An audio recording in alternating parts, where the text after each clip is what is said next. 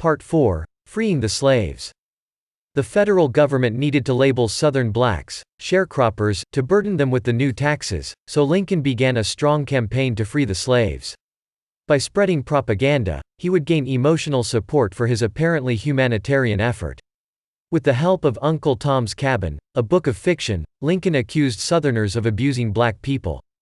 The North began to circulate political cartoons, showing slaves cowering in fear, while white plantation owners stood over them, cracking whips. It's doubtful that cracking whips would be an effective means of controlling an entire population. If it were true, then riot police are wasting money on rubber bullets and pepper spray.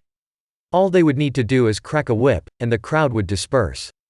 But in real life, the whip cracker would probably be attacked, which proves my point. Those stories of abuse had to be false. One widely circulated claim of abuse involves a photo of a former slave named Gordon, also known as Whipped Peter. This medical photo was a study of a skin condition known as keloids, which is a type of excessive scarring. When kelotic skin is cut or scratched, the resulting scars are enormous.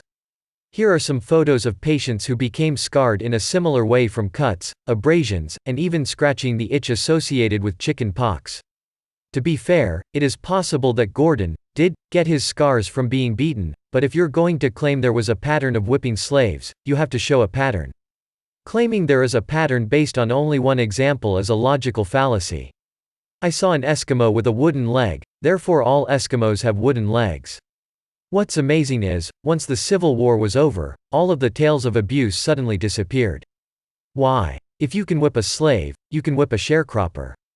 But we don't hear stories of sharecroppers being whipped.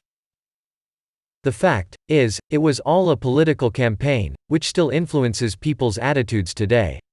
By 1860, slavery was naturally dying out. Many blacks in the South were not slaves. They were free, and owned their own business. They were barbers, farmers, preachers, shoemakers, and merchants. For example, Lunsford Lane of North Carolina made pipes and sold tobacco. Then there were the Southern blacks who did not own their own business, but were not slaves, either.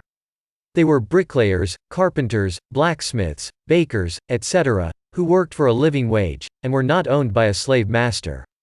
However, it was difficult to count the number of free blacks of the South, because only the business owners were considered free men. All others were called slaves. Preventing blacks from voting and restricting travel made it easy to label them as slaves. Lunsford Lane, for example, was still considered a slave, because the North chose not to recognize manumission, which is when a master can free his slaves without government intervention. Southerners who freed their slaves by manumission were accused of releasing blacks on the basis they were unproductive. So laws began to restrict the practice.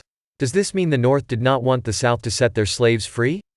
Actually, yes. The North wanted full control so it could appear to be the hero by setting the slaves free, yet keep blacks restricted to the South. Their plan was simple. Step 1. Rename slaves sharecroppers, instead of allowing them to be free to leave the South. Step 2. Claim sharecroppers get 1/3 of a plantation's profits in the form of wages. Step 3. Force them to pay the federal income tax.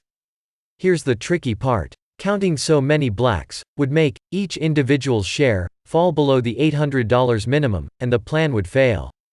Luckily, they could rely on the 3/5 Compromise of 1787.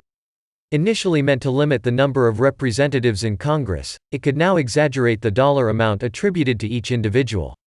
As we learned from Schoolhouse Rock, distribution is important.